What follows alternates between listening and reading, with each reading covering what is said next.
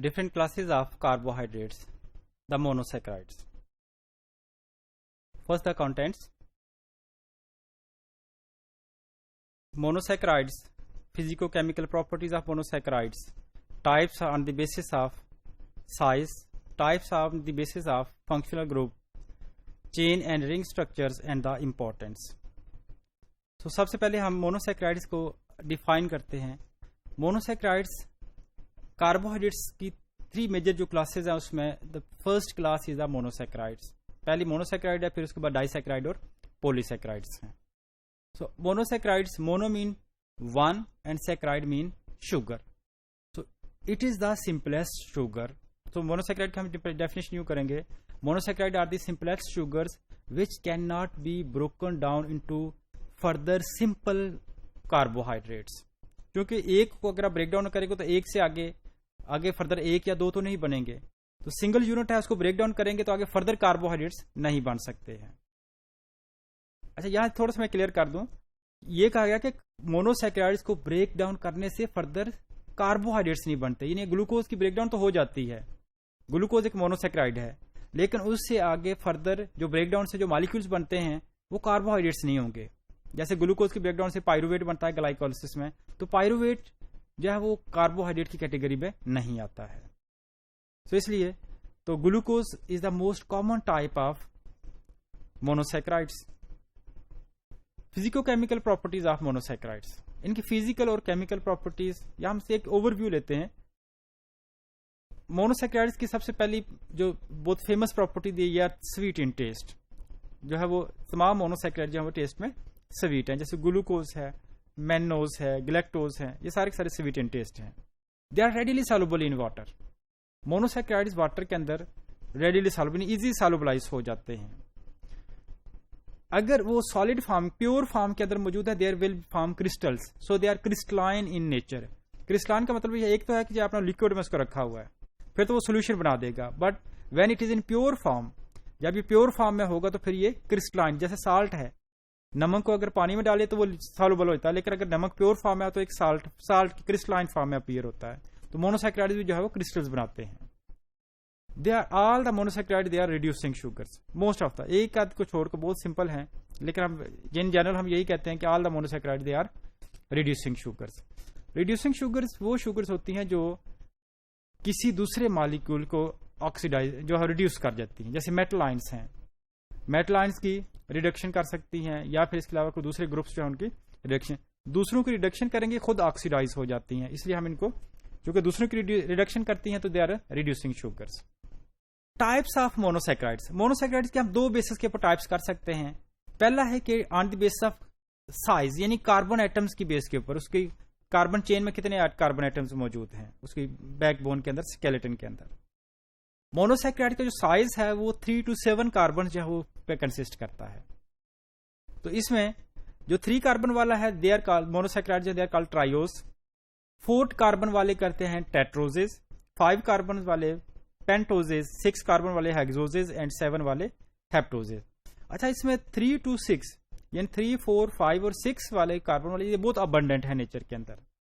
इसमें भी अगर हम इसका स्ट्रक्चर देखें, ये साइड वाइज आपको स्ट्रक्चर नजर आ रहे हैं कि जो सबसे पहला हमारे पास मौजूद है ग्लिसरल्डिहाइड.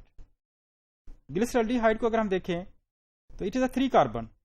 ये जो है वो 3 कार्बन जो मॉलिक्यूल है. रिथ्रोज 4 कार्बन है, राइबोज 5 कार्बन है और glucose is the 6 carbon molecule.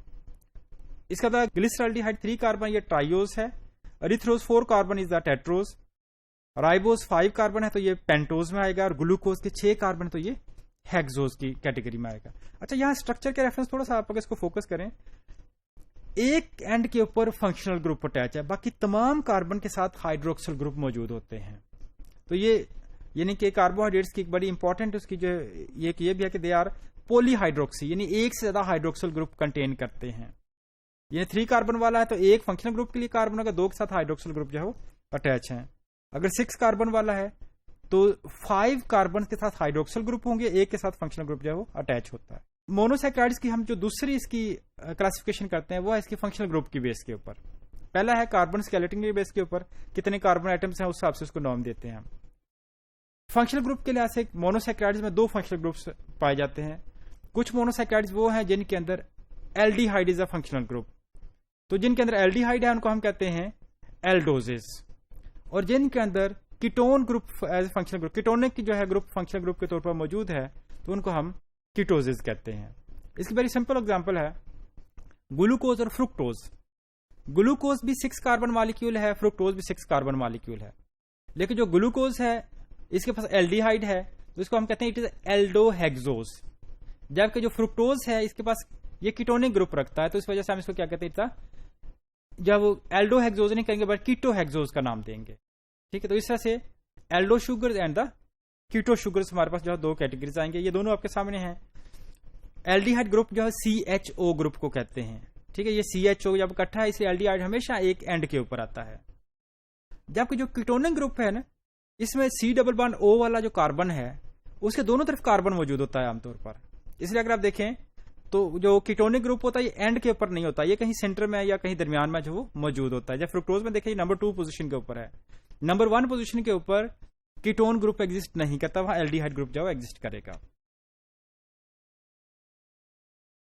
The next is about the structure of monosaccharides. Monosaccharides का स्ट्रक्चर अगर देखें सिंपल कार्बन स्केलेटन है, कार्बन एटम्स जो है एक दूसरे से लिंक्ड होते हैं, तो इसका 2 स्ट्रक्चर्स बनते हैं। एक को हम कहते हैं चेन स्ट्रक्चर। चेन स्ट्रक्चर वो है जिसमें लीनियरली कार्बन फिर कार्बन फिर कार्बन, 3 कार्बन आपस में जो है लीनियरली अटैच है। एक कार्बन के साथ फंक्शनल ग्रुप होगा, 2 के साथ जो है वो हाइड्रोक्सिल ग्रुप है। इस तरह से अगर ये 6 कार्बन है तो 5 लीनियर होंगे, 6 के 6 एक के साथ फंक्शनल ग्रुप है और 5 के साथ जो है वो हाइड्रोक्सिल ग्रुप मौजूद होते हैं। इस स्ट्रक्चर को हम कहते हैं ये लीनियर स्ट्रक्चर है। आमतौर पर कुछ ऐसे हमारे पास मोनोसैकेराइड्स हैं जिन्हें कार्बन नंबर 4 से ऑनवर्ड वाले जो हैं, अगर हम उनको एक्वस एनवायरनमेंट प्रोवाइड करें यानी वाटर में डालें, तो वाटर के अंदर जाते साथ ही वो चेन स्ट्रक्चर जो रिंग बना देता है। तो इसका मतलब यह होगा कि वो साइक्लिक स्ट्रक्चर या रिंग स्ट्रक्चर भी रखते हैं। कार्बन नंबर 3 जो है वो रिंग स्ट्रक्चर नहीं बनाता, जबकि 4, 5, 6 और 7 जो आगे जितने भी है ये रिंग स्ट्रक्चर बनाएंगे। रिंग्स 2 तरह के बनते हैं। कुछ वो कार्बोहाइड्रेट्स हैं जो आमतौर पर 5 कॉर्नर रिंग बनाते हैं। जो 5 कॉर्नर रिंग है तो उसको फ्यूरानोज रिंग कहते हैं, और जो 6 कॉर्नर रिंग बनता है एज द पायरानोज। जैसे ग्लूकोज जो है वो 6 कॉर्नर रिंग बनाता है, तो इसलिए हम इसको ग्लूकोपायरानोज कहते हैं। Pyranose for 6 ring corner ring है। फ्रुक्टोज जो है वो 5 कॉर्नर रिंग बनाती है, तो इसलिए फ्रुक्टोज को हम जब वो फ्रुक्टोफ्यूरानोज का वर्ड जो है उसके लिए यूज करते हैं। Importance of monosaccharides. जी, ग्लूकोज की इंपॉर्टेंस से कौन इनकार कर सकता है। ठीक है, मोस्ट इंपॉर्टेंट फॉर सर्वाइवल। तो इसका ग्लूकोज की अगर इंपॉर्टेंस हम देखें तो जैसे ह्यूमन के अंदर तो बड़े इंपॉर्टेंट है कि हमारी जितनी मेटाबॉलिक एक्टिविटीज हैं मेनली ग्लूकोज की ब्रेकडाउन से एनर्जी आती है और हम उससे सर्वाइव कर रहे हैं। तो इस तरह ये सिर्फ ह्यूमन के लिए नहीं है, ऑल एनिमल्स इवन बैक्टीरिया के लिए और प्लांट्स के लिए भी यही है। बाकी एनर्जी सोर्सेज भी यूज होते हैं, लेकिन प्राइमरी एनर्जी सोर्स जो है वो ग्लूकोज है। इसका मतलब यह है कि मोनोसैकेराइड का जो सबसे पहली जॉब है, they provide energy. Energy as a source of energy जो है वो यूज होते हैं। जो दूसरे, अच्छा यहाँ एक चीज और क्लियर कर दें कि जो ग्लूकोज के अंदर जो एनर्जी मिलनी है वो बेसिकली कार्बन हाइड्रोजन बॉन्ड्स हैं, CH बॉन्ड। जिस मॉलिक्यूल के अंदर जितने कार्बन हाइड्रोजन बॉन्ड ज्यादा होंगे वो उतनी ज्यादा एनर्जी देगा। हाइड्रोक्सिल ग्रुप एनर्जी नहीं देता है। ठीक है, कार्बन हाइड्रोजन देगा, carbon hydroxyl group energy provide नहीं करेगा। सेकेंड इसकी जो है एक एनर्जी हो गया। दूसरा इसका जो इंपॉर्टेंस है मोनोसैकेराइड्स की, that is they are the building material for complex polysaccharides, complex molecule. जैसे प्लांट्स के अंदर प्लांट की सारी जो स्ट्रक्चर है वो किसका बना हुआ है, वो सेलुलोज का बना हुआ है। और सेलुलोज किससे बनता है, ग्लूकोज के मॉलिक्यूल्स के जुड़ने से। इस तरह से हमारे बॉडी के अंदर ग्लाइकोजन मौजूद है। इसी तरह से प्लांट्स के अंदर जो है वो स्टार्च मौजूद है। जो इंसेक्ट्स हैं उनका एक्सोस्केलेटन काइटिन का बना होता है। तो ये तमाम जितने भी कम्प्लेक्स मॉलिक्यूल्स हैं, स्ट्रक्चर्स हैं, वो मोनोसैकेराइड्स के ही बनाते हैं। ये वैसे ही है जैसे ईंटें मिलकर एक बिल्डिंग बना देती हैं, तो इसी तरह से मोनोसैकेराइड मिलकर बड़े मॉलिक्यूल्स बनाते हैं जो आगे डिफरेंट स्ट्रक्चरल एक्टिविटीज परफॉर्म करती हैं।